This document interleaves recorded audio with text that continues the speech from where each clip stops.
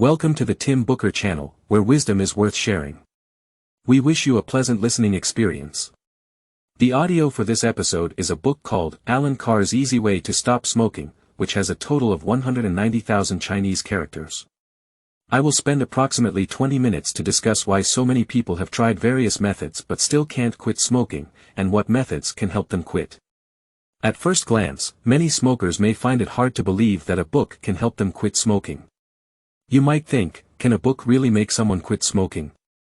It's probably just a scam. But it's not. This book has been a bestseller for 25 years since its first publication, with over 9 million copies sold worldwide. What's even more surprising is that the author of this book, Alan Carr, is not a professional writer. He was an accountant with a severe smoking addiction. To give you an idea of the extent of his addiction, he smoked at least 60 to 70 cigarettes a day for 33 years, sometimes even up to 100 cigarettes a day. Due to his long-term smoking, he developed varicose veins at the age of 30 and would feel dizzy and lightheaded even with slight movements. Like many people who want to quit smoking, Alan Carr tried various methods such as hypnosis, gradual reduction, and more, but all of them failed without exception. The real turning point for him to quit smoking was the death of his father. His father passed away at the age of 50 due to lung cancer caused by long-term smoking. This was a profound shock for Alan Carr. Finally, in 1983, he discovered the easy way to stop smoking, which enabled him to quit smoking effortlessly. To help more people, Alan Carr included this method in the book we are discussing today and established numerous smoking cessation clinics. Over the past 20 years, through his book and clinics, Alan Carr has helped over 10 million people successfully quit smoking. In Alan Carr's Easy Way to Stop Smoking, the author doesn't focus on the health hazards of smoking since he believes every smoker is already aware of them. Instead, the book delves into the two main reasons that keep people addicted to smoking. The author reflects on why common smoking cessation methods in the world often yield poor results. Finally, he presents his own easy way to stop smoking. According to the author, his method is effective immediately, free of pain and withdrawal symptoms, doesn't require substitutes or auxiliary means, and doesn't rely on willpower. The effects are lasting and stable. This might sound incredible, especially the part about not needing willpower, which is sure to captivate many smokers. Today, we will follow this order to discuss the contents of Alan Carr's Easy Way to Stop Smoking. Let's start with the first part, the two main reasons causing smoking addiction. When you tell smokers that smoking is harmful to health, they often become impatient. So, let's begin by discussing the benefits of quitting smoking. Let's present some simple figures. Within 24 hours of quitting, the risk of heart disease decreases. After 48 hours, smokers' nerve fibers regenerate, and their sense of smell and taste become more acute. If someone can quit smoking continuously for 2 to 3 months, their blood circulation improves, and they feel more energetic. Impressive, right? However, even with so many benefits of quitting smoking, many people struggle to quit. Most people believe that nicotine in cigarettes is the cause of the addiction, creating physical dependence. However, according to the author, a seasoned smoker like Alan Carr, psychological dependence on cigarettes is the key reason for the failure to quit. Next, let's explore how these two dependencies are formed and why nicotine in cigarettes can create physical dependence. In simple terms, nicotine is a drug, and physical dependence on cigarettes is essentially drug addiction. It's not an exaggeration. The book mentions that, in terms of toxicity, nicotine is even more potent than heroin. For instance, if you directly inject the nicotine extracted from a cigarette into your veins, it can cause death. When you smoke a cigarette, nicotine enters your lungs with each breath. About 70% of nicotine is directly absorbed by the lungs, and about a quarter of that amount reaches the brain within seconds. Once in the brain, nicotine triggers the release of dopamine, a substance that helps transmit feelings of excitement and happiness. This creates a sense of pleasure and is why some say smoking is like eating divine food after a meal. The effects of nicotine come quickly, but they also fade fast. After smoking one cigarette, within half an hour, the nicotine level in your blood drops by 50%. This reduction in nicotine stimulates the brain less, causing a decrease in dopamine release. The pleasant messages transmitted between nerve cells suddenly stop, leaving you with a sense of loss and irritability. This is known as withdrawal, and at this critical moment, most people reach for another cigarette to stimulate their brain again. This vicious cycle forms the physical dependence we mentioned earlier. Although nicotine is more challenging to quit than some other drugs, the author believes that if someone can go without nicotine for 21 consecutive days, their body will no longer be dependent on it. However, overcoming the physical dependence on nicotine alone doesn't guarantee successful smoking cessation. Many people end up smoking again after some time. According to the author, this is because smokers don't understand what psychological dependence on cigarettes means. They need to find seemingly reasonable reasons for smoking to ease their guilt and make smoking appear justifiable. Now, let's examine some common reasons smokers use to justify their habit and see if they hold any merit. One popular justification is that smoking helps relieve stress caused by life's daily frustrations, such as being scolded by a boss at work or having an argument with a spouse at home. Smokers often light a cigarette to relieve stress.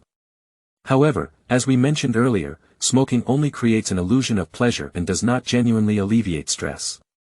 Instead, it adds to the pressure, as smokers become agitated due to their addiction. Another common belief is that smoking enhances concentration and creativity, especially among creative professionals. But again, the author views this as a misconception. When a cigarette burns out, smokers experience withdrawal and involuntary thoughts about whether to light another one or continue working. This distraction makes it difficult to concentrate. Additionally, smoking decreases oxygen carrying capacity in the blood, which leads to reduced brain oxygen supply, further hindering focus. Therefore, smoking does not genuinely aid concentration or creativity. Certainly, some people argue that smoking is a social necessity, that everyone smokes, and if you don't, you might feel excluded from social interactions. However, the author believes this is a misconception created by early cigarette advertisements. Those ads emphasized that smoking symbolized social status and portrayed smoking as a display of masculinity, suggesting that not smoking made one less of a man. However, times have changed, and the elite no longer use smoking as a status symbol. Additionally, people are becoming more health conscious, leading to an increasing aversion to smoking. Smoking in public places now gives off a negative impression. Smokers are perceived as lacking self-awareness and disregarding their health and the health of others.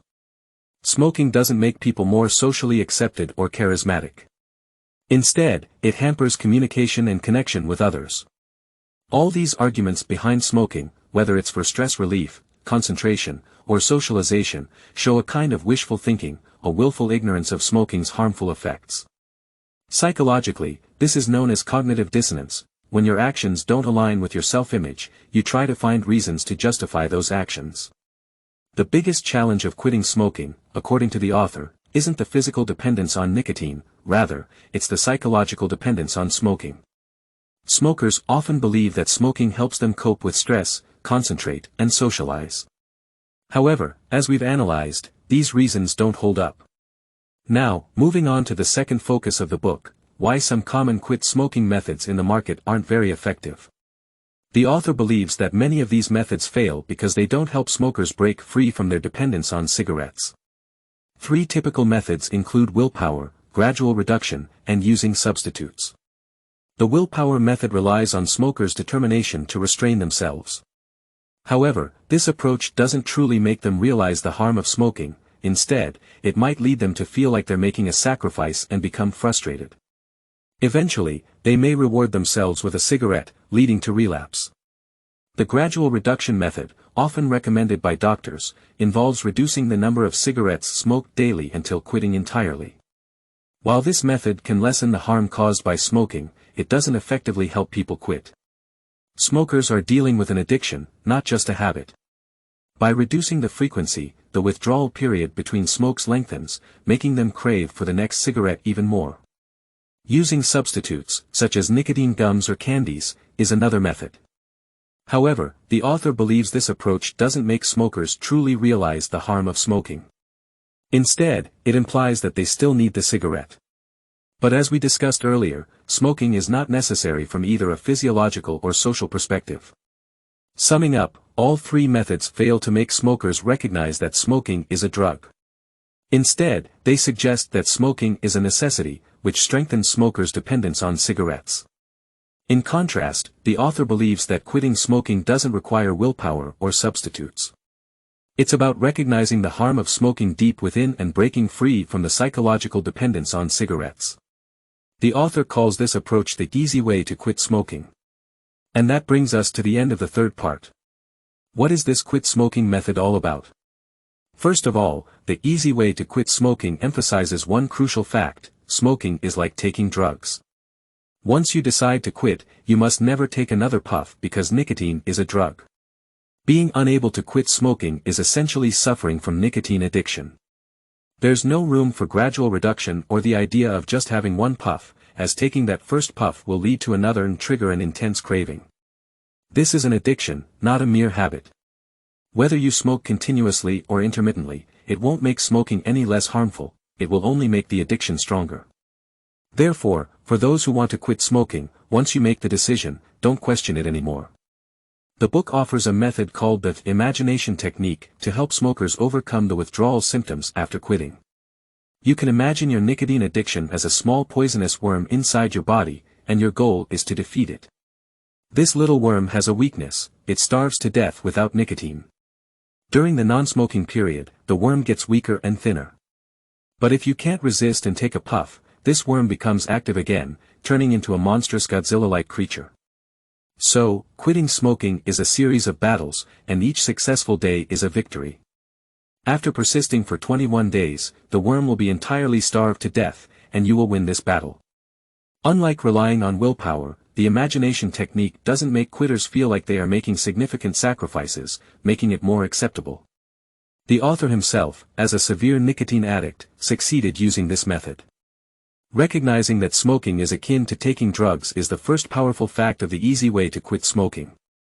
The second fact is that quitting smoking doesn't make people give up anything. As we mentioned earlier, smoking doesn't help reduce stress, enhance creativity, or create more social opportunities. It only brings more pressure. Quitting smoking doesn't require giving up anything, and this fact must be fully acknowledged before attempting to quit. Someone might say, "I feel uneasy about quitting smoking, what should I do?" The author's easy way to quit smoking offers a way of thinking. For example, many people feel fearful and anxious before their first attempt at diving. It's a natural human reaction to be a bit worried about something new. However, when you gather the courage to dive in, you'll find that it's not as terrifying as you imagined. Similarly, when facing this uneasy feeling during the quit smoking process, the author suggests using this kind of mindset. Remember your life before smoking, think about the first time you tried something new, and use your logic to convince yourself to overcome this sense of unease. As a former smoker, the author discovered that many people fail to quit smoking because they are surrounded by smokers. This is quite understandable. When you see a group of people indulging in food and drinks, you might find it hard to resist taking a few bites yourself. However, unlike other quitting methods, the easy way to quit smoking doesn't suggest giving up socializing. On the contrary, the author advises quitters to wholeheartedly enjoy life during the process. When encountering smokers, the author suggests changing the perspective. Instead of feeling envious, view them with pity. It's similar to not envying someone addicted to heroin. Additionally, the author recommends that quitters try to help others quit smoking during their own quitting process. It's like learning a skill, the best way to master it is to teach it to others. Similarly, helping others quit smoking can reinforce the quitter's resolve and increase their chances of success. To summarize, the key to the easy way to quit smoking is deciding not to smoke again and facing that decision with happiness and contentment. The contents we discussed were all from the smoker's perspective. If you want to encourage someone in your family to quit smoking, the book also provides suggestions. Different from the methods for smokers, the author advises understanding the pain in the quitting process and avoiding repeating how easy it is to quit. Instead, provide positive encouragement and guidance. You can also introduce them to successful quitters to show them the beautiful life that awaits after quitting. That concludes the content of this audio session. Congratulations, you've completed another book. Thank you for your support and attention. Please subscribe to the Tim Booker channel, give it a thumbs up, and share it with family and friends. Wisdom deserves to be spread to create a better future. Thank you, and goodbye.